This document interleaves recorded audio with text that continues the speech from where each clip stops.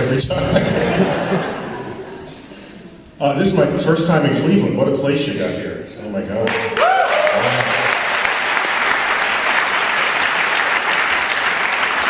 Just walking in and seeing the box office and the theaters off to the left and the right and the state, you just feel like dancing, you know, you just want to perform. So my first time in Cleveland, I'd been to Columbus and to Cincinnati. Did I? One of the younger members of the audience had a comment. So actually tonight, I want to sort of, I was going to tell you all about the universe, but then I thought, you can buy a book to tell you about the universe. I should tell you stuff you won't get anyplace else anywhere. The sum of my sort of cosmic perspectives as applied to life, the universe, and everything. So are you okay with that tonight? Just let me know. You have 3 hours, right, for this? Is that 3 hours? 3 hours, yeah. I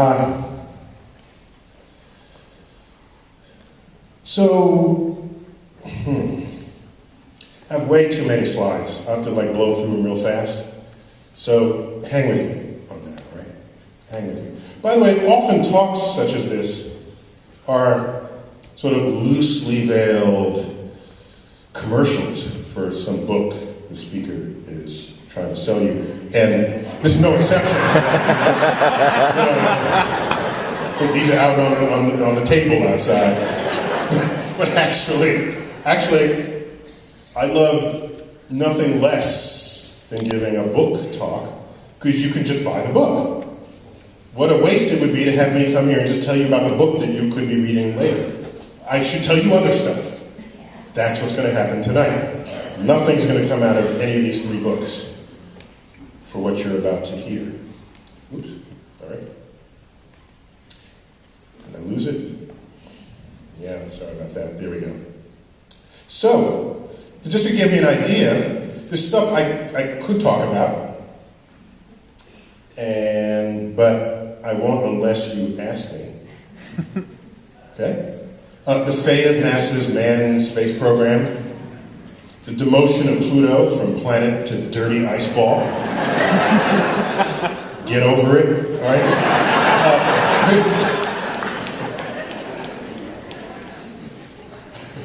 Big Bang, dark matter, dark energy, some hot topics. Search for life and water on the moon and on Mars, multiple universes. We're at the end of the world in 2012. I'm sure you probably want to know about that. But if we have time, we'll get to those. But that's not what I want to talk about.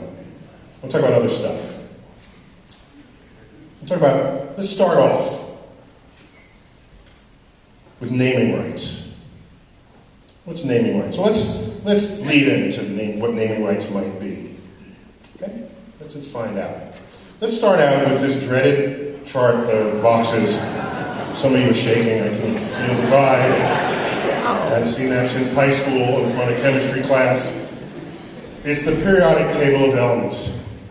Some of you are saying, are we going to be tested on this? I have a cool periodic table of elements on my computer because you can do all kinds of things with those elements. You can change the colors of the boxes to make them just look pretty, or associate them with physical properties. So for example, let's code them by melting point. This is every element by melting point. The redder is the box, the higher the melting point. Notice there's a red zone over here on the left, and there's rhenium, osmium, iridium, tungsten, hafnium. If Edison had access to these data, he would have gone straight to tungsten.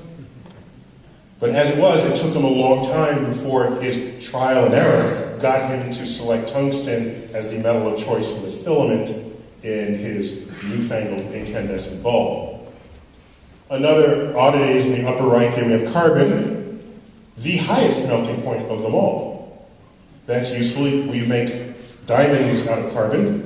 Basically, it's really hard to melt a diamond. They make very good glass windows for furnaces.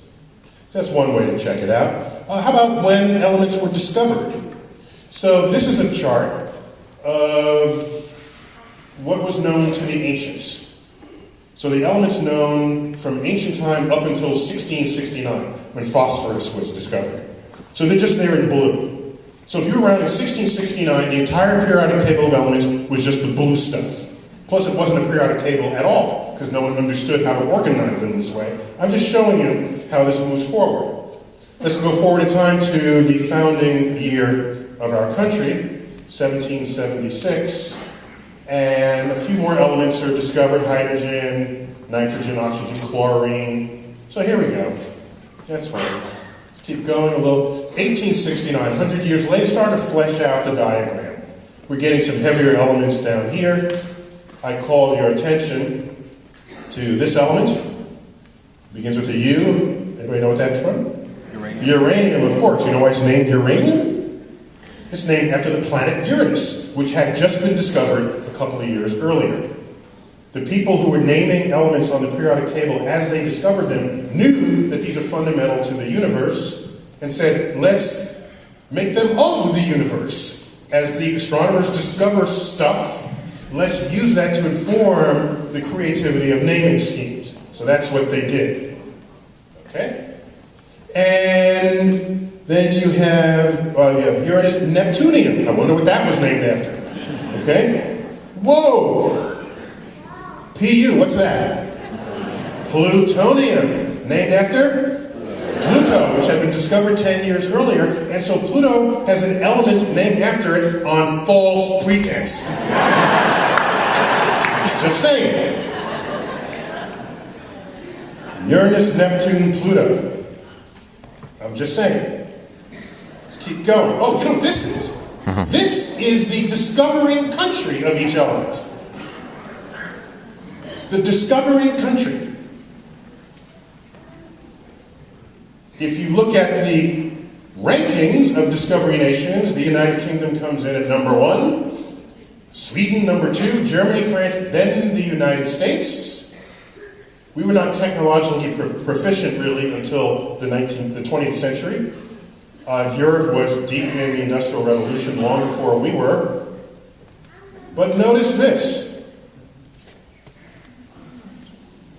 That is the product of investments in particle physics made by the United States in the 20th century. We led the world. We discovered those elements. Why did we care? We cared because people knew you can make bombs out of these elements.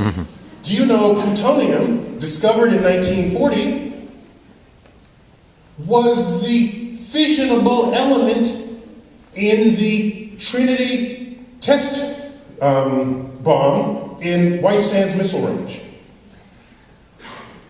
Plutonium. Plutonium was what was dropped on Nagasaki. So the first atomic bomb ever was made of plutonium 5 years after it was isolated in the laboratory. This tells you what your country is about at the time you're doing it. And when you do it, you get to name it. Okay? This uranium was discovered by Germany. Neptunium, plutonium, americium, named after America. All right? BK berkelium. Did you know there's an element called berkelium? Did you know that? CF californium. These are labs out there where these things were discovered. That's what you get. Oh, wait, something else going on. Look at that entire row on the right-hand side. If you remember your chemistry, what are those elements? Gases. The noble gases. Do you know why they're called noble gases? Tell me. Speak up. Let me hear your best understanding of why they're called noble gases. There you go. There you go.